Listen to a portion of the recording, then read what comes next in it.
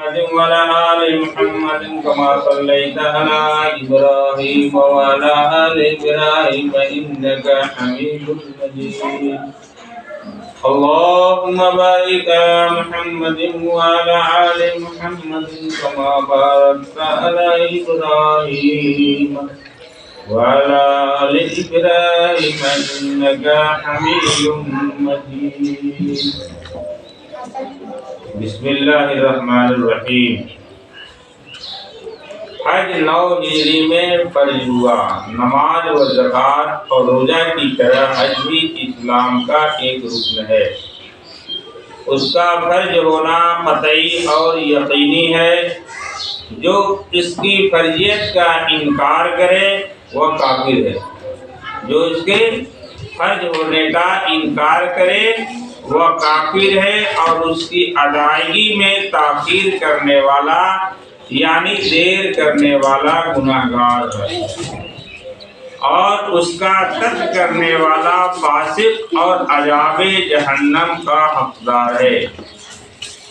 اللہ تعالی نے قرآن مجید میں ارشاد فرمایا وَأَتِمُّوا الْحَجَّ وَالْعُمْرَةَ لِلَّهِ، یعنی حج اور عمرہ اللہ کے لیے پورا کرو.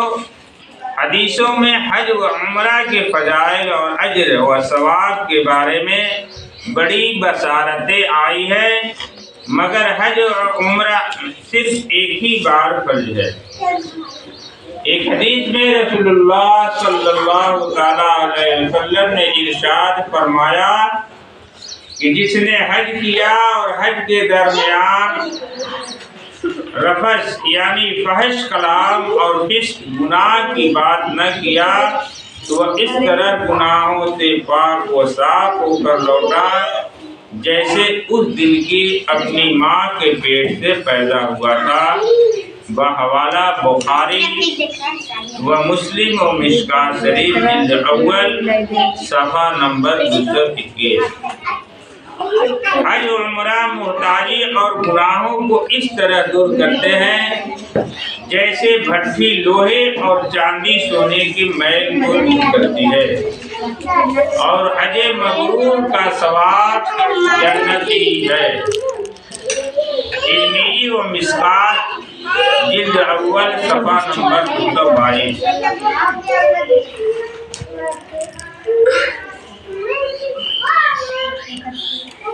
حج واجب ہونے کی 8 شرطیں ہیں. جب تک وہ سب نہ پائی جائے وہ 8 شرطیں یہ ہیں کہ اول مسلمان ہونا، کافر پر حج فرض نہیں، دوسرے دارالحرم میں ہو تو یہ بھی ضروری ہے کہ جانتا ہو کہ حج اسلام کے فرائض میں سے ہے. تیسرے بالغ ہونا یعنی نابالغ بچے پر حج فرض نہیں. چوتھے عاقل ہونا یعنی پاگل آدمی پر حج فرض نہیں.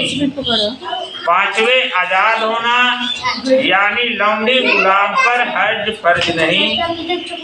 چھٹویں تندرست ہونا کہ حج کو جا سکے، اس کے اعضاء سلامت ہو، اختیارہ ہو، لہذا اپاہج اور فالج والے، اور جس کے پاؤں کٹے ہوں اور اس بوڑھے پر کی سواری پر خود نہ بیٹھ سکتا ہو، حج فرض نہیں. یوں ہی اندھے پر بھی حج فرض نہیں، اگرچہ ہاتھ پکڑ کر لے چلنے والا اسے ملے. ان سب پر بھی یہ ضروری نہیں کہ کسی کو بھیج کر اپنی طرف سے حج بدل کرا دے. 7ویں سفر خرچ کا مالک ہونا اور سواری کی قدرت ہونا، چاہے سواری کا مالک ہو یا اس کے پاس اتنا مال ہو کہ سواری کرایہ پر لے سکے. 8ویں حج کا وقت یعنی حج کے مہینوں میں تمام شرائط پائے جائیں. عالمگیر جلد اول صفحہ نمبر 222 تا صفحہ نمبر 224 وغیرہ.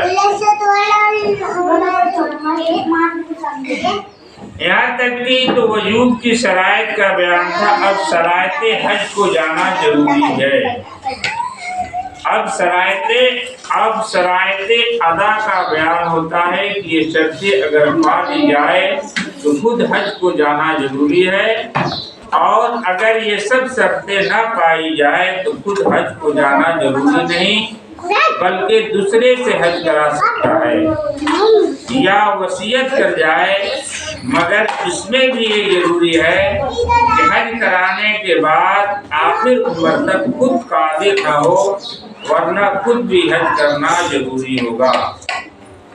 وہ شرط یہ ہے کہ اول راستہ میں امن و امان ہونا، یعنی اگر غالب گمان سلامتی کا ہو تو حج کے لیے جانا ضروری ہے، اور اگر غالب گمان یہ ہو کہ ڈاکہ یا لڑائی کی وجہ سے جان ضائع ہو جائے گی تو حج کے لیے جانا ضروری نہیں۔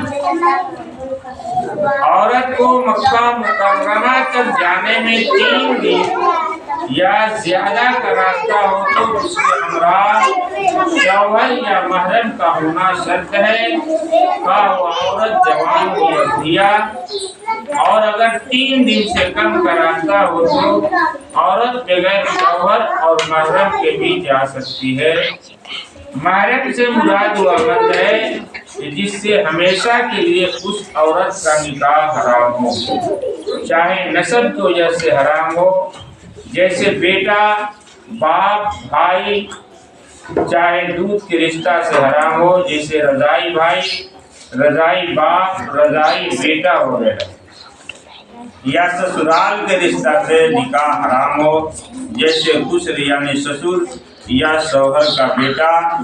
عورت شوہر یا محرم جس کے ساتھ سفر کر سکتی ہے ان کا عاقل بالغ غیر فاسق ہونا شرط ہے۔ حج کو جانے کے زمانے میں عورت عدت میں نہ ہو، چاہے وفات کی عدت ہو یا طلاق کی چوتھے قید میں نہ ہو۔ عالمگیری جلد نمبر 1 صفحہ نمبر 24 و 225 وغیرہ۔